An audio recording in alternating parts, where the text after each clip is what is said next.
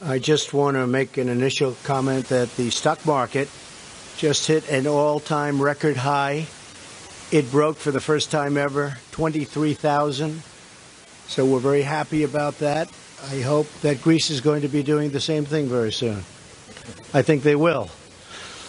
But I'm honored to welcome Prime Minister Tsipras of Greece, and he's a special man who's done a very special job. We're grateful to the Prime Minister and to his entire delegation for visiting us today at the White House. Greece is a cradle of Western civilization, so true, of democracy, literature, philosophy, science, and so much else.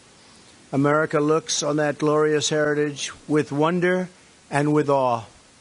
You do indeed have a tremendous heritage, Mr. Prime Minister. Perhaps for this reason, America's friendship with the Greek people has been long and enduring. Thomas Jefferson wrote at the dawn of the modern Greek state that no people sympathize more with Greek patriots, and none offer more sincere and ardent prayers to heaven for their success than the American people.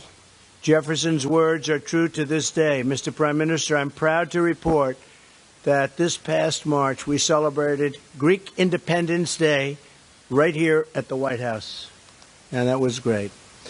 America and Greece draw on this common history and heritage and on our people's abiding commitment to freedom and sovereignty. In working together on great challenges and opportunities now before us, there are tremendous opportunities before us in so many different ways. The Prime Minister and I have just concluded a very productive discussion on the cooperation between our two countries, including on matters of defense, energy, commerce, and trade. I want to thank the Prime Minister and the Greek people for serving as gracious hosts to our U.S. naval forces at Suda Bay. I also commend Greece for being one of the few NATO countries currently spending at least 2% of GDP on defense. My administration has also informed Congress of a potential sale to Greece to upgrade its F-16 aircraft. This agreement to strengthen the Hellenic Air Force is worth up to $2.4 billion and would generate thousands of American jobs. We also are making great strides in our economic cooperation. The American people stand with the Greek people as they recover from the economic crisis that recently afflicted their nation. I've encouraged the Prime Minister in his continued implementation of reform and reform programs, and I have totally reaffirmed our support for a responsible debt relief plan. A strong and flourishing Greece provides immense opportunity for American trade, investment, and job creation. I thank the Prime Minister, his predecessors, and the Greek people for their efforts to return stability and prosperity to Greece. On energy, we appreciate Greek contributions to European energy security through its support of the Trans-Adriatic Pipeline, the Greece-Bulgaria interconnector, and liquefied natural gas facilities that are capable of transporting diverse sources of energy to Europe, including potential liquefied natural gas exports from the United States, of which that particular route and business is getting bigger and bigger and bigger, as you know. These initiatives make both our people safer and create good jobs for our hardworking citizens. Finally, I'm also very proud that the United States will be the honored country at next year's International Fair in Greece. This historic business and trade exhibition will showcase American technology, enterprise, and innovation on the world stage. We look very much forward to sending a high-level delegation to attend this wonderful event. Mr. Prime Minister, thank you again for being here today and for your partnership in addressing critical issues facing our countries.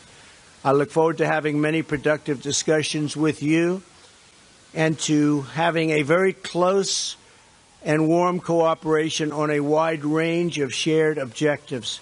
We will build upon our foundation of shared history and shared values to pursue a future of security, prosperity, and peace for both your nation and ours. Mr. Prime Minister, thank you very much. Thank you. I would like to warmly thank the President of the United States for his hospitality and for his very productive discussions we had today. The friendship between our two countries is very strong, and it's based on our common democratic principles, on the values that we jointly share as peoples.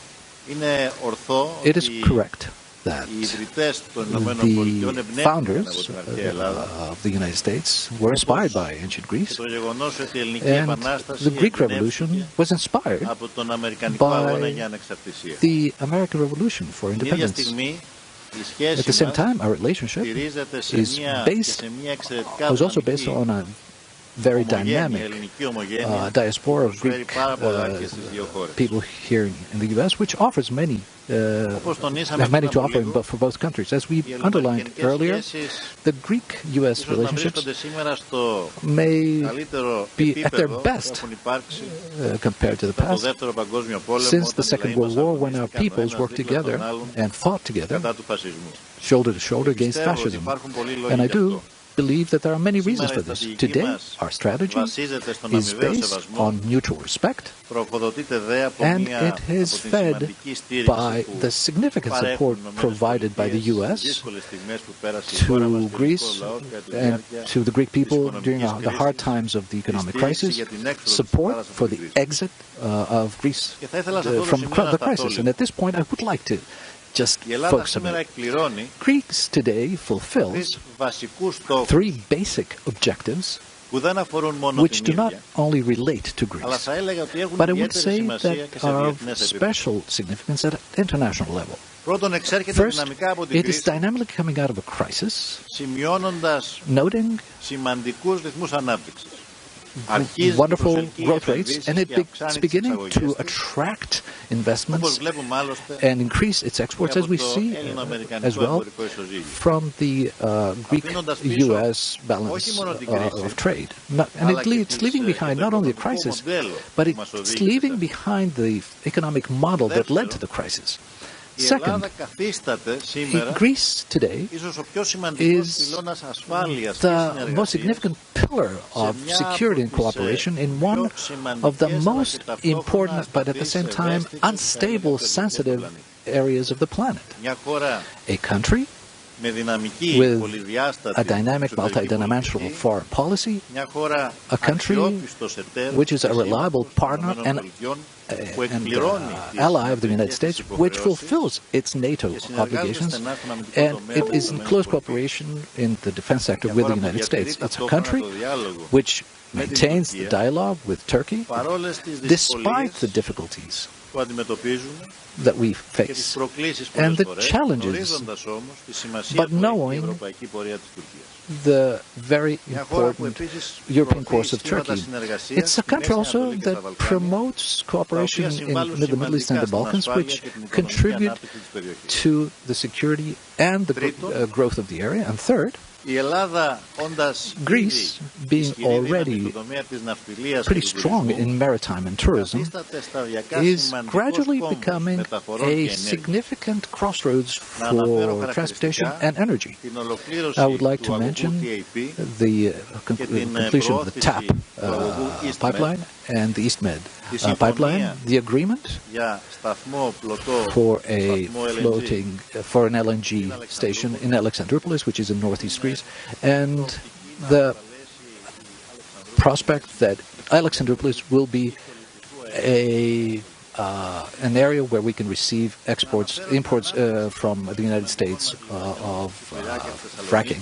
And I would like to mention our ports from Athens and Thessaloniki, and the promotion of strong and fast rail connections with the rest of the Balkans. And in this context, it's very clear that our strategic cooperation with the United States is becoming more important than ever. First of all, we look forward, and this is a significant message of my visit here and my meeting with economic representatives. We look forward to attracting U.S. investments and the more substantial support of the U.S. in our effort to exit this horrible crisis.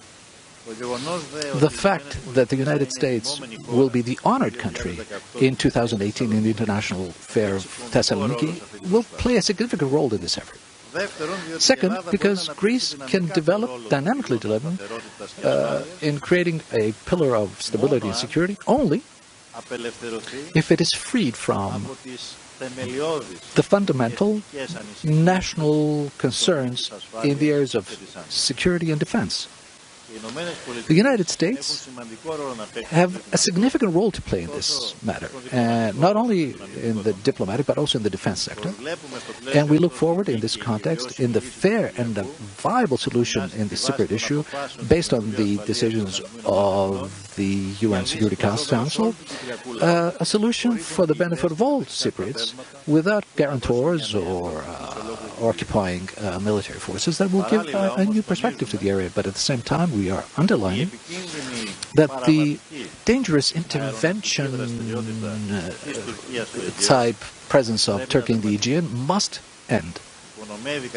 It undermines on a daily basis the relationship between two NATO allies in a broader, unstable and sensitive area.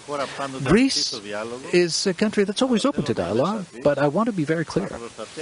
It will always protect decisively its sovereignty rights against illicit claims and disputes. And with these thoughts, I would like to warmly thank President Trump for the wonderful discussions we held, which I believe will give a very substantial push to the existing dynamic cooperation.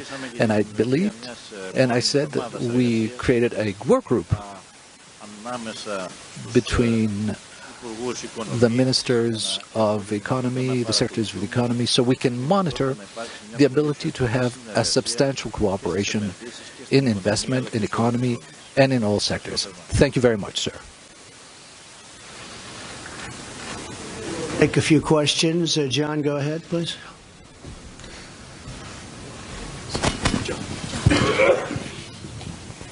Thank you, Mr. President. Good to see you out in the Rose Garden again. We seem to do this on occasion. It's a nice place. I have a question for the Prime Minister in a moment, if I could. But first, sir, you said just a short time ago that Obamacare is virtually dead. Your plans for Graham Cassidy have not been able to get off the ground in the Senate. There's no idea whether or not it will in early 2018. You've been picking around the edges to some degree with the executive orders, some of which critics say are helping to destroy Obamacare. So I'm wondering, at this point, what is your health care plan, sir? Well, if you look at insurance companies and you take a good, strong look and at the numbers, you'll see since the formation of Obamacare, they're up 400%, 450%, 250%, 300%. They've made a fortune, the insurance companies. So when I knocked out the hundreds of millions of dollars a month being paid back to the insurance companies by politicians, I must tell you that wanted me to continue to pay this. I said, I'm not going to do it. This is money that goes to the insurance companies to line their pockets, to raise up their stock prices, and they've had a record run. They've had an incredible run, and it's not appropriate. Obamacare is a disaster. It's virtually dead. As far as I'm concerned, it really is dead, and I predicted that a long time ago. It's a concept that doesn't work, and we are very close. We feel we have the votes, and as soon as we're finished with taxes, John, we really feel we have the votes to get block grants into the states where the states can much better manage this money and much better take care of the people rather than the federal government. The state block grants will do massive block grants into the various states so that the states can run the program. So we feel we have the votes. We're going to be doing that after the taxes. In the meantime, we're involved with a budget, and then after the budget, hopefully that gets approved, and after the budget, assuming we have the support of all the Republicans, because we'll have no support from the Democrats, or almost no support, because they've really become just obstructionists. They have no good policies, and frankly, they're not good politicians, but they're very good obstructionists, and that's what they do well, obstruct. The number of nominees that I have approved by the Democrats are about half of what President Obama had. And when you look at that, and you can look at judicial appointments, look how slow that's going. I'll have 145 ultimately, which is a tremendous number. We'll have 17 Court of Appeals appointments, but they're not getting approved. They're being slow-walked by Schumer and the group of Democrats that really it's really disgraceful. Even people that they know they're going to approve, they take it right out to the end. They use every single minute.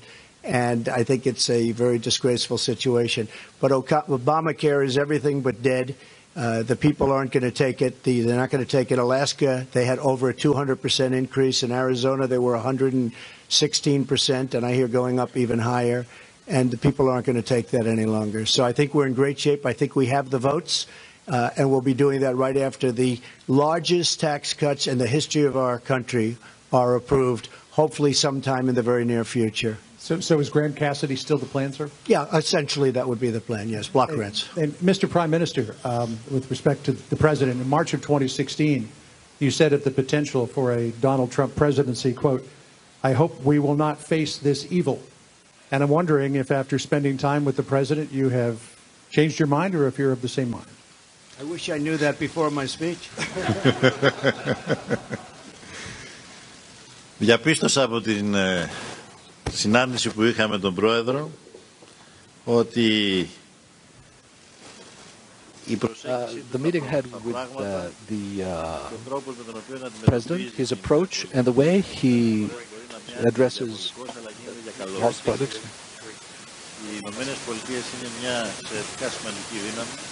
The U.S. is a very strong power, and their ability to intervene for good are very, very important.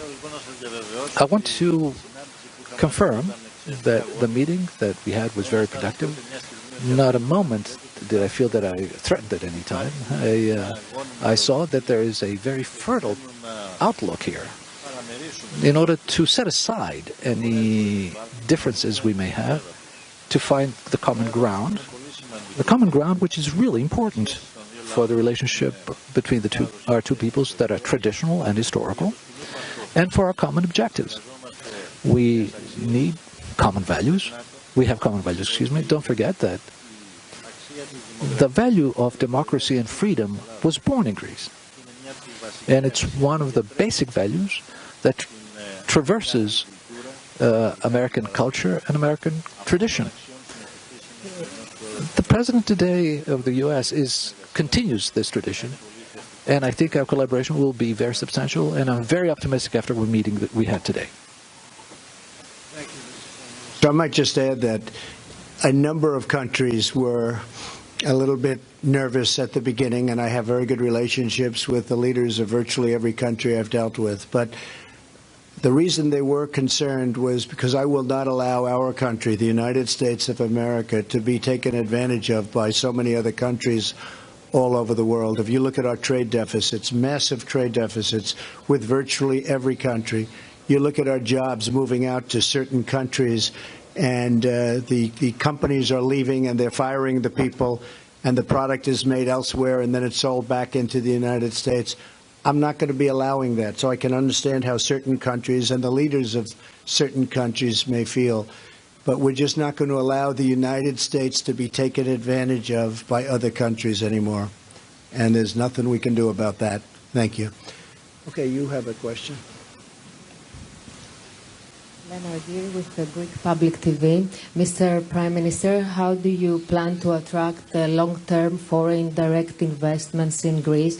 And if you can elaborate, please, on the steps that Greece is making to tackle bureaucracy and overtaxation in order to ensure investors around the world that Greece is ready for business. And Mr. President, if I may, why would you encourage the U.S. companies to invest in Greece, and how can the U.S. support the Greek efforts to fully turn the page, attract investments, and manage its debt? Thank you.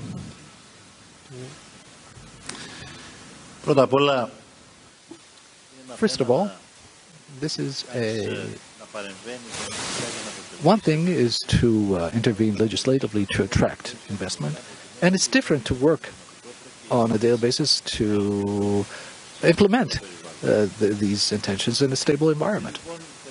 We opted to conflict with the basic illnesses of Greek public administration, and to create a friendly environment for foreign investment, because this is our investment, our priority today. Investment, it means jobs. Jobs means less unemployment, and it means return of young people that have left Greece, educated Greeks that have left Greece to go to other countries, to come back to Greece. So what did we do? We passed a law in Parliament that provides a stable tax environment, a fixed tax rate for 12 years for investments of high value.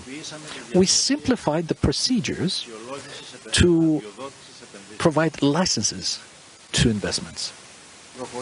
We introduced the fast-track process for strategic investments. And we also made significant change to hit and combat bureaucracy through digitization of procedures, administrative procedures in public administration, and our vision is to have a digital public administration, but that we really want to make it practice. I personally have created a task force in the Prime Minister office for investments, so we can see whether laws are being implemented, whether there is effectiveness, and we are sending out a strong signal of political will to promote these projects.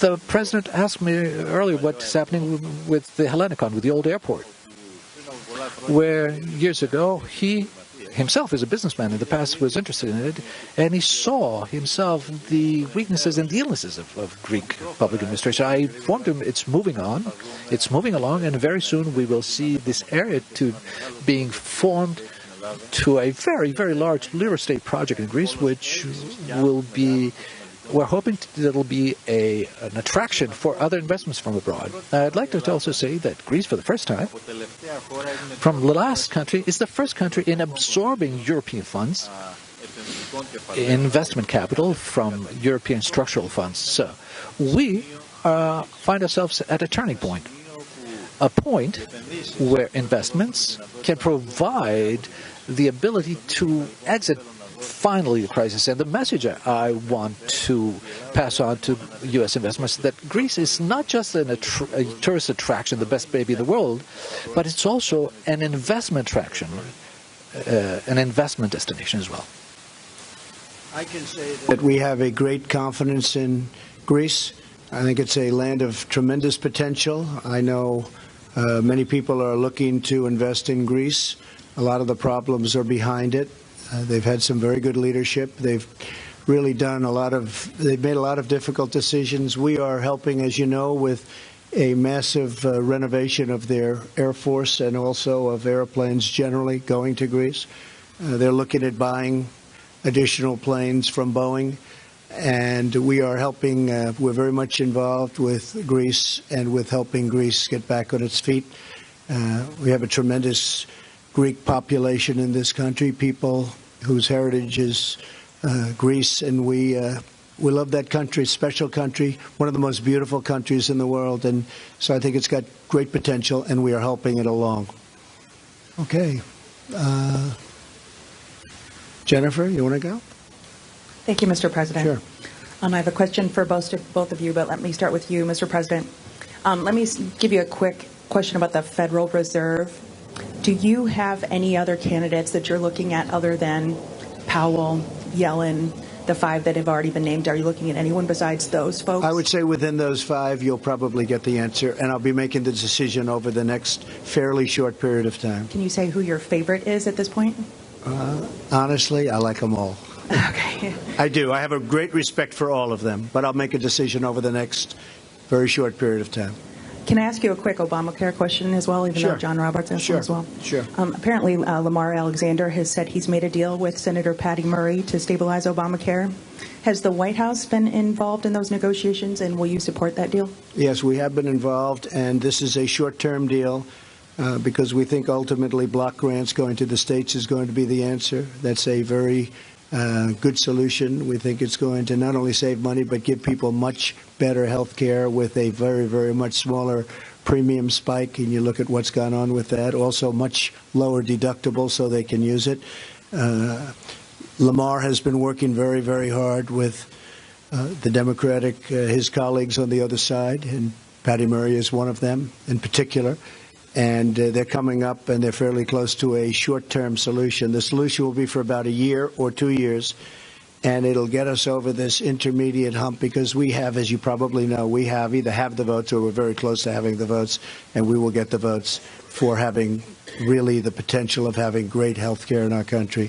So they are indeed working, but it is a short-term solution so that we don't have this very dangerous little period, including dangerous period for insurance companies, by the way. For a period of 1 year, 2 years, we will have a very good solution, but we're going to have a great solution ultimately for health care. Okay? And they are working together, and I know very much what they're doing. Okay? Thank you. Thank you. And Mr. Prime Minister, on Turkey, do you still regard Turkey as a democracy, and should Turkey remain a member of NATO? I have to say that despite our concerns regarding Turkey, despite the concerns that are also based on the daily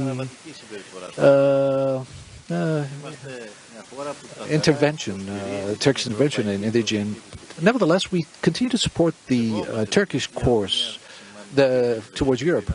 We respect it as a regional power, and we believe that it must stay oriented toward the European perspective, stably oriented to its collaboration with the West, and stably oriented towards NATO. We do believe that the European outlook, perspective of Turkey, can also be a lever of pressure so that we can have those reforms toward the democratization of the domestic of the country. So my answer to your question is relatively easy. Yes, we do believe that Turkey must remain within NATO and in its European course. But on the other side, we have to ensure, and we must make it clear to this ally of ours and to its government, that the road to Europe and the stay and the collaboration with the West carries with it certain conditions and certain responsibilities. And one of the most necessary conditions is to respect international law, to collaborate, and not promote tension with ally countries such as Greece. This is our basic direction. And I do believe I had the opportunity to go in detail on this matter with President Trump, to explaining the need for the fulfillment of these conditions so that there are clear messages also toward the Turkish administration. Yeah. Thank you. Mr. Prime Minister, how do you, as Greeks, like to hear about the geostrategic importance of Greece in the region? What is your government planning to do to enhance this role and for the benefit of the bilateral relationship? And for specifically in Suda Bay, are there any plans you have for it? And Mr. President, you praised Greece's role in NATO with the contribution and in Suda Bay. Amid the volatile region of the Eastern Mediterranean, what do you see as the potential of Greece being as a pillar of stability in the region? And what would the U.S. like to see happening in order for Greece to achieve this potential? Thank you. Well, I'll just start by saying that I think it has a great role in stability in the area. We have a feeling that it will get stronger and stronger. Very stable people. It's got the potential to once it gets over this tremendous financial hurdle that it's in the process of working out. We think that there'll be great stability in Greece, and militarily and in every way we look at it as very important and very important to the United States. We have great confidence in Greece as a nation. We have great confidence in what they're doing relative to their military, because I know they have plans to do some terrific things. And we know they will be an ally for many, many years to come. You know, they've always been a very reliable ally, and we've always been very reliable to them. So we look forward to that for many years. We're going to be friends for many, many years, and stability is very important, and we look upon that with respect to Greece as being a key. Okay? Thank you.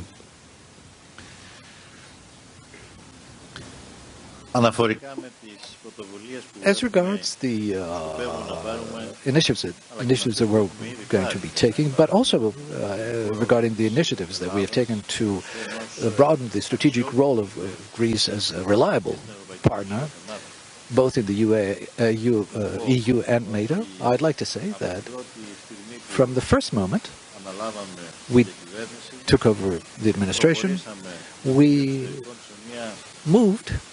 proceeded to a new dogma through the Ministry of Foreign Affairs, but as a basic aim to enhance the role of Greece as a country that is a pillar of security and stability in a very sensitive and unstable region.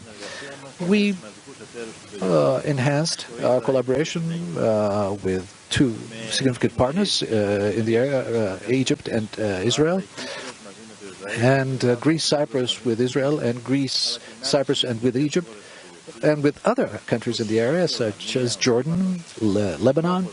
Our goal is that through these multilateral collaborations to ensure the collaboration, stability, peace, and joint development, joint growth in this area. Of course, Greece, for a number of years, has been playing, as underlined earlier, it plays the role of a reliable ally of the U.S., but it also has a unique, different feature. Greece may be talking with the Arab world, with other countries in the East. So it's not just a NATO member. It's a useful ally for the United States of America. Now, as regards Crete and Sudabe, we all know it is a special geostrategic importance, and we jointly evaluated it, and I think that we're doing good work there, and it can and it must be upgraded, enhanced. Well, I want to thank everybody. The Prime Minister came out here and he said, "This is so beautiful." I said, "This is the Rose Garden." And I think even the media likes the Rose Garden. That's hard to believe, but even the media likes it. Mr. Prime Minister, it's been a great honor having you, and we look forward to many, many years of friendship, working together, and keep up the good work. Thank you very much. Thank you very much.